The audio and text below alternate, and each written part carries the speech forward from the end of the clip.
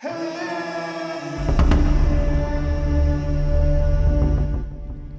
sahabat Jari Pelawi Chess. Partai kuarter final game kedua ini sangat seru teman-teman. VD World Cup 2023 ini memaksa mereka harus menumbangkan satu dengan lainnya. Siapa lagi kalau bukan Arjun Erigeshi melawan Ramesh Babu Pragnanda. Kita mengetahui mereka sama-sama berasal dari negara India teman-teman. Tapi di pertandingan kuarter final di game yang kedua ini hanya satu tiket disediakan untuk menuju semifinal. Baiklah, untuk itu saya akan menganalisis jalannya pertandingan sesederhana mungkin agar teman-teman bisa mendapatkan ilmunya. Arjun Erigeshi memegang bidak putih dan Pragnananda memegang bidak hitam. Arjun Erigeshi memulai dengan pion E 2 langkah dan Pragnananda menaikkan pion C 2 langkah. Putih pion C3 dan hitam kuda F6. Teman-teman bisa aktif di kolom komentar dan tebak ini pembukaan apa. Bagi yang tepat saya akan sematkan komentarnya. Next, setelah hitam menaikkan kuda ke C6, lalu putih menaikkan pion D2 langkah mengajak pertukaran. Dan disambut oleh Pragnananda, terjadilah pertukaran pion di lini center. Jika kita mengamati sepintas, kondisi sekarang ini terlihat seperti putih lebih unggul karena pion E-nya sudah maju ke kolom 5 ya teman-teman. Terlihat di sini gajah petak putih yang dimiliki Arjun terus mengincar posisi kuda ya. Dan setelah kuda dilindungi oleh gajah, maka Arjun menaikkan kudanya kembali ke C3. Pemukulan pion terjadi di jalur E. Dan sambutan dari Arjun, dengan kondisi ini pertukaran pion pun terjadi lagi. Hitam menaikkan pion G 1 langkah dan putih melakukan rokade pendek. Pragnananda menaikkan gajah ke G7 dan Arjun menaikkan menteri ke E2. Teman-teman bisa mengamati posisi menteri dan gajah petak putih yang dimiliki Arjun sudah terikat ya, menjaga satu dengan lainnya. Kali ini putih menggeser benteng dan mengancam menteri, mudah saja. Pragnananda langsung menaikkan menterinya ke C7. Setelah putih menaikkan gajah ke F4, lalu hitam menggeser benteng mengajak pertukaran. Tapi diabaikan oleh putih, lebih menggeser benteng ke jalur C, dan giliran kuda kali ini naik ke D5. Dan respon dari putih melakukan pertukaran kuda, dan kuda pun disambut oleh gajah. Penyederhanaan permainan terlihat di papan, dengan posisi terus pengajakan pertukaran, dan hal ini pun terjadi. Lagi-lagi pertukaran terjadi dan pion memukul kuda, kali ini mengancam gajah. Gajah kembali mengajak pertukaran dan terjadi pertukaran tersebut. Setelah putih pukul gajah dengan menteri, lalu hitam pukul benteng dengan benteng. Tersisalah benteng, gajah, dan menteri yang dimiliki oleh masing-masing pemain. Tapi kita melihat di sini posisi pion yang dimiliki hitam lebih unggul 1 buah. Dalam pertandingan ini jelas kita akan melihat pertandingan endgame teman-teman. Apalagi di sini ada peluang Pragnananda ya untuk memukul pion yang ada di E6 dengan menteri. Maka besar peluangnya akan terjadi pertukaran menteri. Dan benar saja hal itu dilakukan oleh Pragnananda. Menteri telah bertukar, tetapi ada penumpukan pion di jalur E yang dimiliki oleh hitam. Setelah gajah memukul pion, disinilah permainan endgame terjadi. Satu tips dari saya buat teman-teman, dengan kondisi endgame seperti ini, langkah raja sangat menentukan kemenangan. Maka dari itu, setelah putih menaikkan pion A2 langkah, lalu gajah petak hitam menempatkan ke E5. Raja putih menggeser ke F1 dan langsung mengikat ke pion E gajah.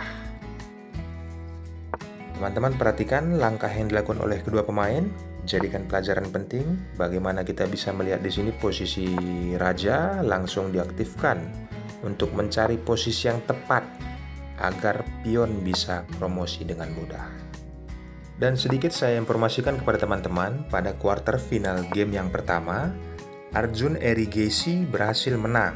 Jadi dengan kondisi ini, hitam ataupun Pragnananda harus menang agar bisa melakukan babak tie break ya untuk pertandingan besok. Setelah benteng bergeser ke jalur H, putih menggeser rajanya ke C3. Kali ini hitam menaikkan pion G satu langkah dan putih menggeser kembali rajanya ke D3. Arah yang dilakukan hitam sudah mulai kelihatan, teman-teman. Jika diperhatikan, setelah dia menaikkan pion E satu langkah, terjadi pertukaran. Pertukaran pion tersebut jelas diuntungkan bagi hitam karena rajanya bisa plus satu langkah menuju ke pion G. Dan tentu saja Pragnananda melihat peluang itu.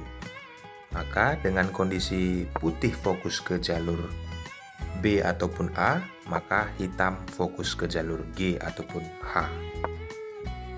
Setelah raja mendekati posisi pion G2, maka putih menaikkan gajahnya. Terlihat di sini sudah terkunci posisi putih. Karena apa? Benteng yang ditempatkan oleh Pragnananda di A8 sangat kuat, menghambat laju pion untuk promosi.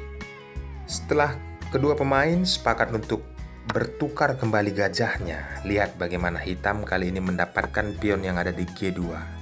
Hal ini sudah sangat menyulitkan bagi putih, apalagi dia telah menarik bentengnya ke G8. Walaupun terlihat seperti satu langkah lagi pion putih akan promosi, tapi itu sangat mudah dipatahkan karena persiapan Pragnananda akan menukarkan benteng. Teman-teman perhatikan, pada saat raja putih ke B7, pion G dinaikkan satu langkah dan putih mengajak pertukaran. Ini yang diinginkan Pragnananda. Dia memancing agar benteng itu bertukar. Dan sudah terjadi. Walaupun terlihat putih lebih dahulu promosi menteri, tetapi hitam juga melakukan hal yang sama. Lebihnya di sini, hitam memiliki 3 pion lebih.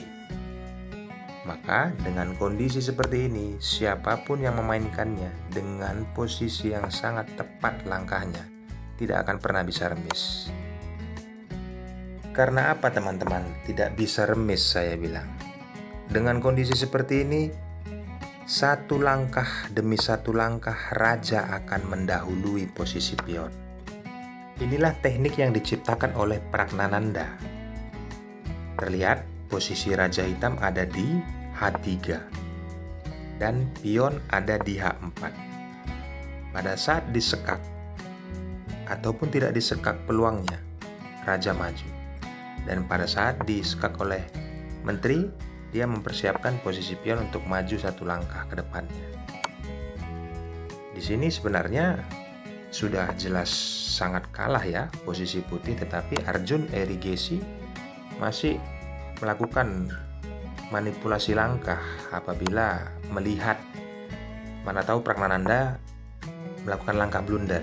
Nah itu makanya masih dilanjutkan oleh Arjun Erigesi. Setelah pion naik, menteri bergeser dan lagi-lagi harus memang mengajak pertukaran. Tapi jelas Arjun tidak akan mau ya teman-teman. Nah, seperti yang saya katakan, Pragnananda menciptakan kondisi pada saat rajanya diskak, maka dia mengambil keuntungan dari skak tersebut. Secara tidak langsung, raja dan pion akan maju, mendekatkan diri untuk promosi. Nah, ini sebabnya maka saya katakan peluang untuk remis tidak akan mungkin bisa terjadi. Teman-teman bisa perhatikan sampai langkah berikutnya, dan saya ucapkan terima kasih bagi kalian yang setia di Jari Pelawi Chess yang sudah subscribe dan like ataupun komentar. Bagi yang belum, harap dukung channel ini, like, komentar, dan subscribe, nyalakan loncengnya. Saya akan terus memberikan video-video unggulan kepada teman-teman dan memberikan ulasan ataupun analisis sesederhana mungkin agar bisa dipahami dan kita bisa mengambil ilmunya. Akhir kata, saya ucapkan thanks and God bless. Bye-bye.